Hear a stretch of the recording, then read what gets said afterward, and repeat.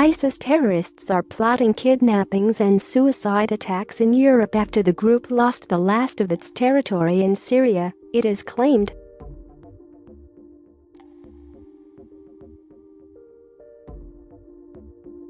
The ISIS fanatics are said to be setting up sleeper cells, so-called crocodile cells, in Syria and the West to kill the enemies of God.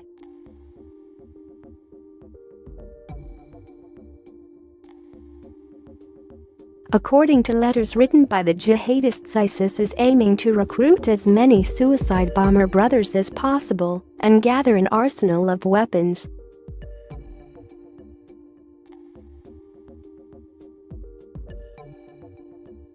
The terror group's plans are revealed on a hard drive which was left behind during a battle in the Syrian desert, according to the Sunday Times.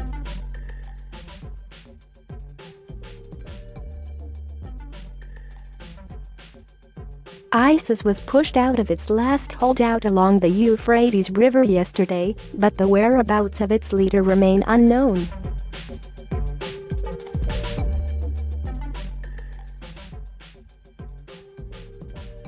Among the proposals in the ISIS letters are a Department of Operations in Europe and elsewhere. The jihadists claim to have allies who want to work in areas far away from the Islamic State and carry out attacks in Europe.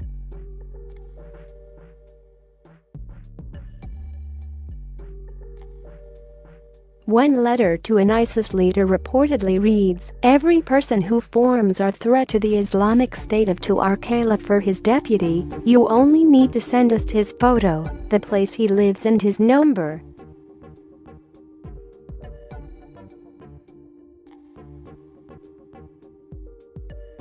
Then wait for us to send you the video of his killing, by the will of God.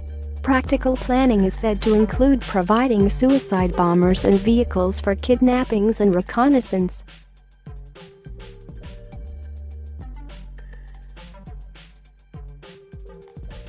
ISIS has previously claimed responsibility for the Paris attacks in 2015, among other attacks in Europe, and its supporters were linked to the wave of terror in the UK in 2017.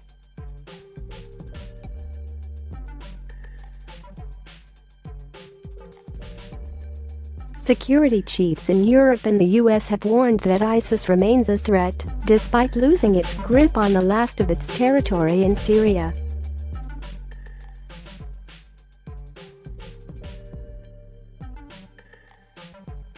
The group proclaimed a caliphate in Syria and Iraq in 2014, but had been reduced to a holdout in Baghouz in eastern Syria in recent weeks as fleeing terrorists, women, and children poured out of the camp.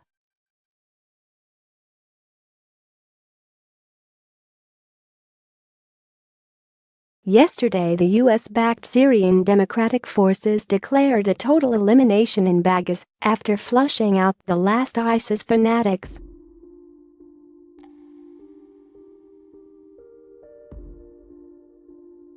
The terrorist group's bloody last stand saw male and female fanatics hiding in caves as US-backed forces rained down an overnight barrage on Thursday.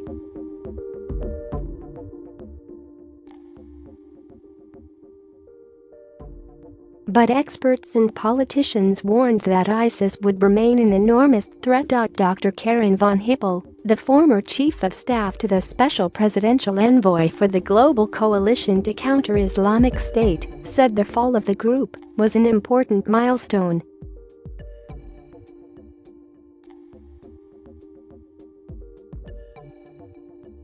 It is the territorial defeat of ISIS, but they still are an enormous threat, Dr. von Hippel, Director General of the Royal United Services Institute think tank, added.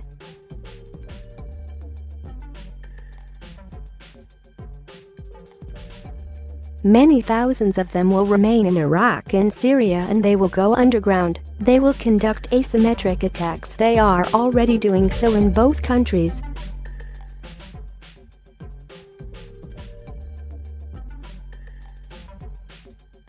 The Director of International Security Studies at RUSI, Raffaello Pantucci, also warned that the territorial defeat of IS was not the end, and the biggest danger was stepping back.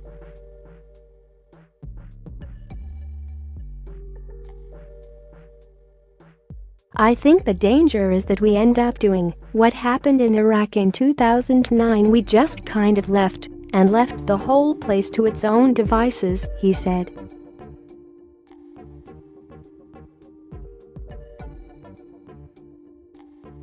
And essentially it didn't get better. The governance continued to be a problem, and that is how the environment was created for the group to grow into.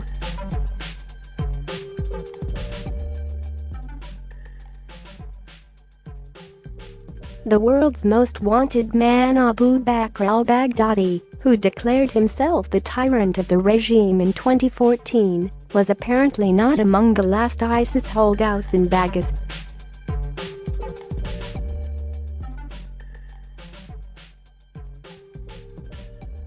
The 47-year-old Iraqi recluse, who suffers from diabetes, has been rumored to have been wounded or killed several times in the past.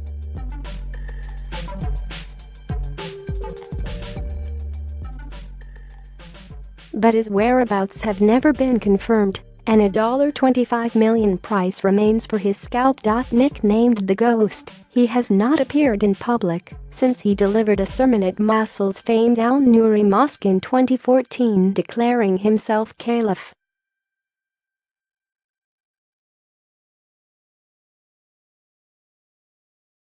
His last voice recording to his supporters was released in August, 8 months after Iraq announced it had defeated IS and its US-backed forces closed in next door in Syria.